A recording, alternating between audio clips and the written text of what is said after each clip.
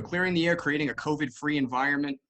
Thank you so much, HospitalityMaine, for enabling us to do this. We appreciate that. So today, we're going to be talking about this because business owners are getting hit in every vertical, whether it's hospitality related or not. Some of our partners are getting 3 to 10 emails and phone calls regarding air purification units, regarding bipolar ionization, UVC lighting, surface cleaning, spraying, and they don't know where to turn. Business owners are looking at Google to try to understand an entire science aside from running their business, and knowing that they need to make a decision quickly, getting information from random sources on the internet or a bunch of salespeople, and it's put them in a tough spot. So my goal is to just educate you on the types of systems that exist right now, and the good and the bad. Many of the companies that are contacting business owners are not based in Maine, haven't actually been in business very long, and oftentimes cannot prove the claims that they're making, and they're certainly not looking for long-term partnerships. They're looking to get somebody to spend money, and that is it. There's not a lot of support. So understanding HEPA filtration and MERV ratings, the pros and cons of some other technology, introduction to active pure technology, and then of course contact information, and we'll do a Q&A at the very end. So what's out there? Right now, there's bipolar ionization, there's HEPA filtration, there's carbon, there's ozone, there's UVC. All of these have pros and cons, but I think this snapshot in particular really captures what you've gotten phone calls and emails and had meetings about. Starting with the most basic, HEPA filtration. How does it help? Very beginning of COVID, when everybody thought that this was a surface-borne issue, and that very minimal studies had been done through nobody's fault. It was a brand new virus, and not a lot was understood. When this hit, most federal and local governments told businesses to install MERV 8 HEPA filters. So, hey, I did that. I should be okay, right? And what the heck does MERV 8 even mean? What is a MERV rating? Well, a MERV rating with the HEPA filter, minimum efficiency reporting value, is a way to identify the particulate size of various contaminants and particles. So we can see all the way down here on the very large end of the spectrum, carbon fibers, things that you can physically see, right? If you picture the sun coming into your window on a bright day, you see dog hair flying around in the sun or in the window in the light, just particles and dust swishing around everywhere. Those are what are considered large micron particles, and that's what we can see with our eyes. Most filters are certainly going to be able to filter these things out. But when we get to the things that we can't see, which are often the things that we're most concerned about, bacteria and the viruses, we can see that a MERV 8 filter, which many people have been told to go ahead and get, is not going to protect you from bacteria, which is all the way up here, or viruses, which is all the way up here. A viral particle that is not attached to any sort of droplet, so for instance, a sneeze, is extremely small, 0.1 micron or less, and a bacterial particulate can be anywhere from 0.3 microns or above that, and in some cases smaller. So if you have something, a MERV 8 filter, and you are thinking, or you've been educated that is all you need, this chart and science would refute that, because if this is what you have and you're depending on this to fight off viruses and bacterium, I got to tell you, your filter's acting more like Swiss cheese than it is a filter. These particles are going right in one side and out the other.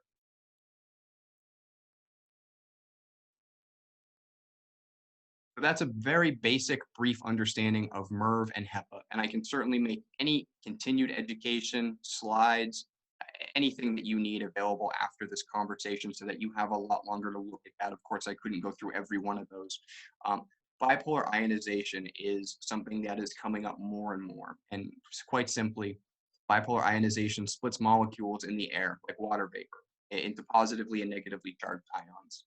Ions occur naturally in our atoms that have either more or less electrons than usual. So when these ions bind to a particle, they're making them larger. And that's the hope, is that you have certain MERV-rated filters into your HVAC system. And the hope is you use this BPI system to attach to a viral or bacterial particulate.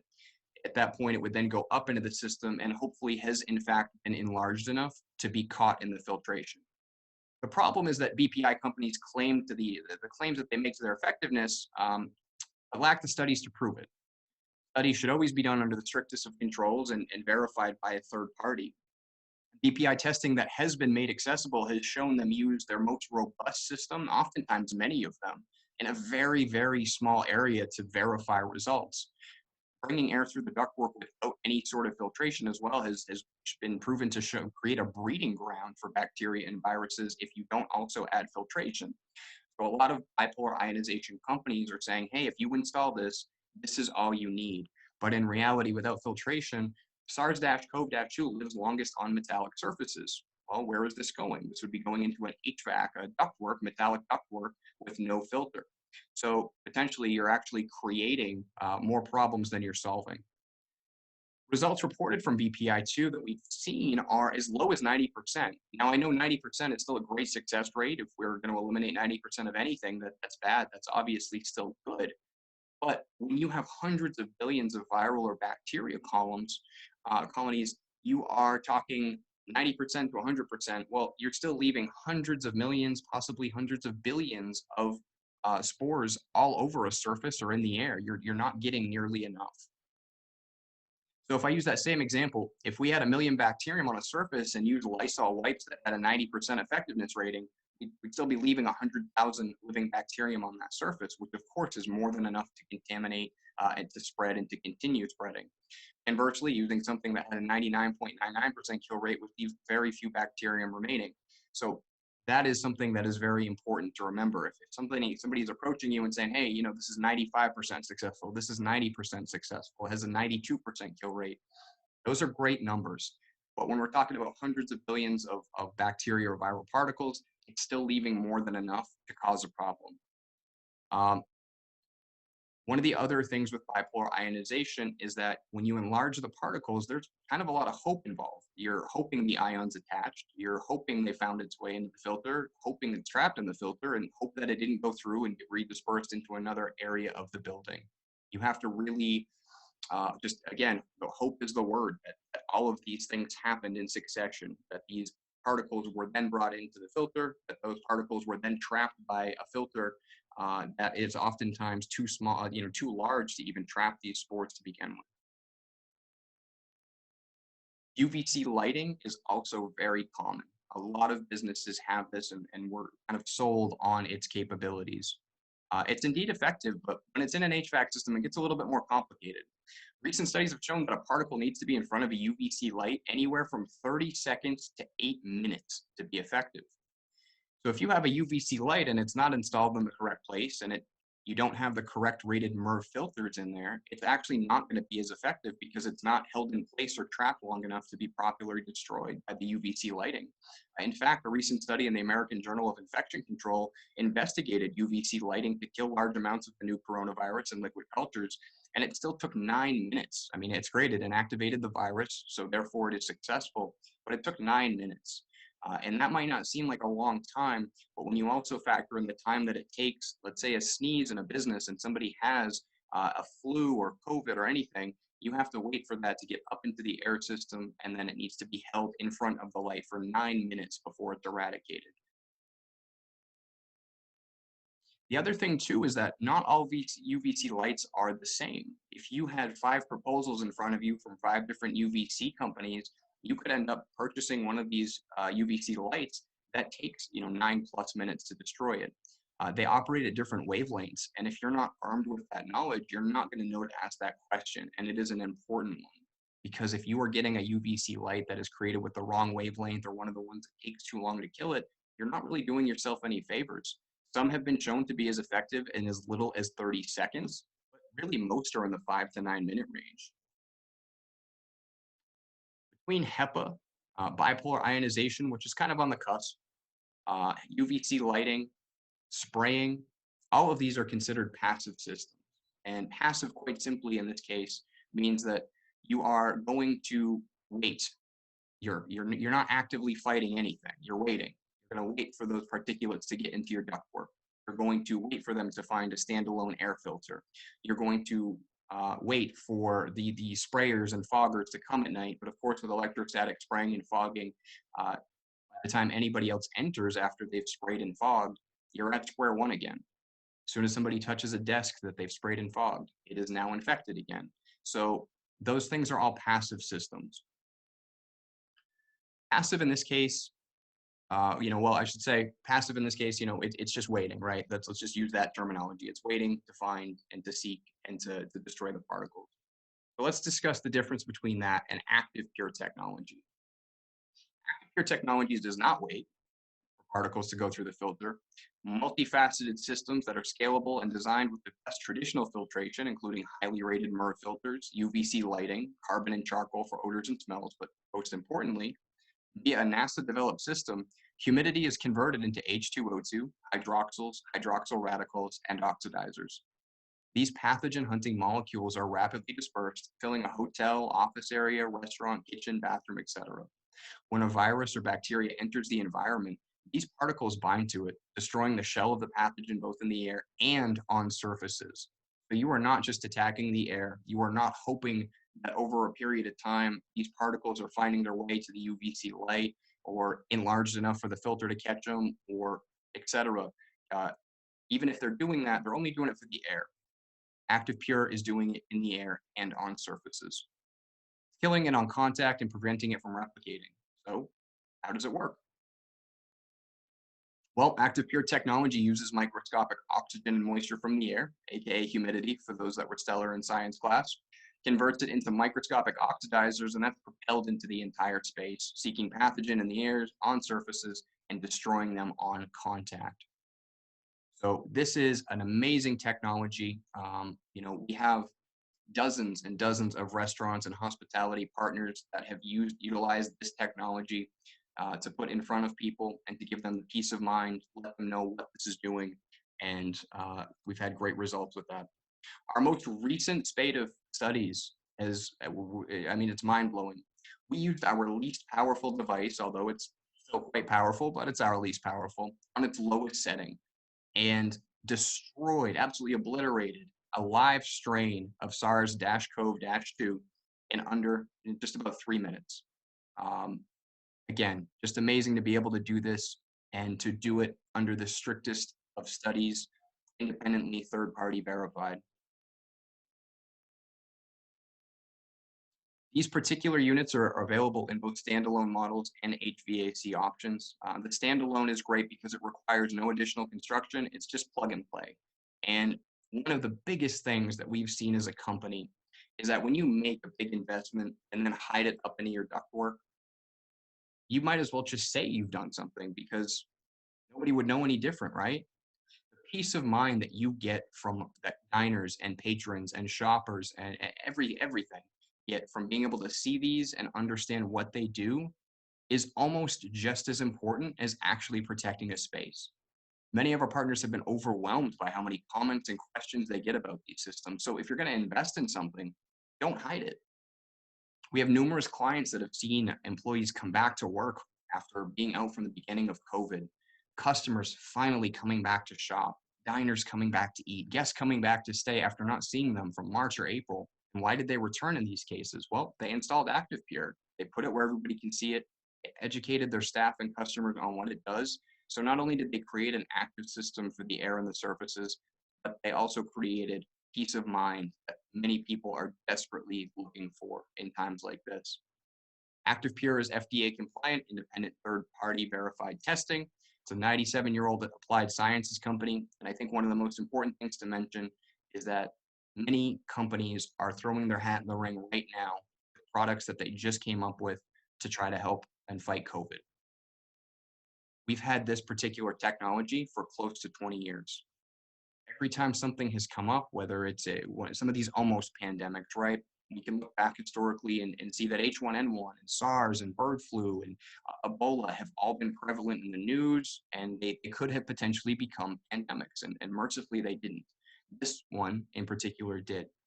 With having this technology that we've had for such a long time, we've had an opportunity to do that same independently third-party verified FDA compliant testing on MRSA, staph, mRNA viruses, Ebola, swine flu, avian flu, SARS-CoV-2, and a litany of other viruses, bacteria, pathogens, allergens, mold, and funguses, just to name a few, always under the strictest protocols. Looking at some of the new technologies, I just wanted to share some sources before we open it up to Q&A. Again, we want to keep this to a very tight 30 minutes because we understand that your time is important. Um, Here pointed out devices such as electrostatic sprayers and ionization air purifiers, or bipolar ionization, have not been actually tested on SARS-CoV-2, as this is a brand in novel coronavirus. Ionization purifiers are just the latest of a host of COVID prevention methods that researchers warn may rely more on users' wishful thinking than sound science. And there, of course, is a link to that article. Now, there are a lot of air purification companies out there, places like Air Doctor, Medify, etc. And one of the ones that got a lot of publicity and press early on was a company called Molecule. Um, After, they made a lot of boisterous claims, and over time, people started testing those devices. And as you can see here, from a New York Times owned company called Wirecutter, Molecule was, quote, the worst air purifier we've ever tested. This is an article from scamdetector.com, 2021. Convincing, scientifically rigorous, peer-reviewed data studies do not exist on this emerging technology. Manufacturer data should be carefully considered, from the ASHRAE organization. The point in all of this and showing this quite simply is that there's a lot of great things when you choose correctly. There are a lot of great products and systems out there. It's a matter of wading through this, and this is what has a lot of people really just disenfranchised with getting an air purification call because they don't know who's telling the truth and who's not. I am always available, as is our company, to help guide you in your purchase, provide you with questions. Even if you don't want to use Active Pure or our solution, we are always more than happy to give you a list of questions you should be asking to get the clearest, concise answers that you can and to make the most well-informed decision that you possibly can. Some of the main restaurants protected by Active Pure, and this list is a lot longer, but this is a short one: Blythe and Burroughs, Bruno's, Shipyard Brewing, Yard Prom Coffee Shop, North Point, Pat's Pizza, multiple locations, Owl and Elm Pub, Woodman's Brew Pub, Nocturnum Draft House, and many others. I had a hotel and motel page on here as well. That seems to have vanished, technical difficulties, but we can certainly discuss, who has that technology right now with various inns, hotels, motels, etc. For a walkthrough of your facility and recommendation, give us a call. What we do, we're always very safe. We adhere to any business's protocols that we're going into, but what we do is we walk around, we measure your air quality, take a look at the square footage, how many open spaces versus closed spaces, any obstructions, ceiling height, etc., and make a recommendation for what you would potentially need to ensure that your space is protected. My direct contact is on here. And again, even if you have no interest in Active Pure and you're already sold on bipolar ionization, you've already made a purchase of HEPA filters or allocated money towards HEPA filters, we're always here to try to make that journey a little bit easier. And even though we sell and are in this realm, we try to separate ourselves from that when we're giving advice and be as unbiased as possible. We're not looking to push our product onto you. Quite simply, everybody needs more voices and guidance in this realm. And that's what we'd like to provide. And of course, we'd love to do business with you as well. But we have seen far too many small businesses that cannot afford to take the hit spend $5 or $10 or $15,000 or much more on trying to protect their restaurant or their hotel, only to realize that what they put in does not do what they thought it did or what they were sold on it doing. Or the company made boisterous claims that they then learned were not backed up or not proven. To see a business, that's already suffering with COVID, that's already suffering from the ever-changing rules that seem to make no sense sometimes, or all the time in some cases. To watch them kind of be taken advantage of and exploited and spend money they don't have on things they don't need, it's become so prevalent that we've made it our mission to do everything that we can to not allow that to happen anymore. So even though we're selling something technically, I just want you guys to know that our heart bleeds for small businesses that are in this situation right now. And we just want to help. That's the whole point of this today. And please utilize this as a resource so that you don't join that list of businesses that spent tens of thousands of dollars that they didn't have in the wrong direction. With that said, I am elated that you guys have all shown up, and I hope that you found this informative. I am more than happy to open this up for questions at this point. Excellent. Thank you, Tristan. That was a great presentation. Thank I you so have a much, question. Stephanie. I'll just warm up the Q&A session here. How much should people plan on budgeting for something like this? Yeah, well, that's highly predicated upon the size of their space and what they're looking to do. Many systems work in conjunction with others. So if you already have an updated HVAC system and you already have great MERV rated filters that are going to stop viral particulates, then you could hypothetically only need to add a few $1,000s extra worth of equipment. If your entire infrastructure is outdated or you don't have anything already, you could be spending anywhere from a couple $1,000s all the way up to 20,000, depending on the size of your space. For schools, large facilities, manufacturing, warehouses, assemblies, of course, they could be spending, or to protect hotel rooms, that cost could go up more. But it's really predicated upon the size of the business. Right. I thought I thought that the marketing angle that you mentioned is fascinating. To show the product, that's a whole new area that our members could jump on as part of enticing guests to come to the hotel or restaurant. We've seen amazing success, and one example that I love to use is Nine Stone Spa here in Portland, Maine, who despite having a 3,000 square foot facility, put over 20 different units into their spa. And they put that on their website. They put placards on every machine that they have. We always partner with people and make sure that we post on social media and we draw eyes to them as well. And they've been blown away with the results that they've had and some of their VIP clientele coming back in and finally allowing themselves to go back to the spa specifically because they were comfortable with Active Pure. And we have a litany of cases like that where businesses, because they're out in the open, because they point to them like, hey, look what we did. There's brochures and information nearby.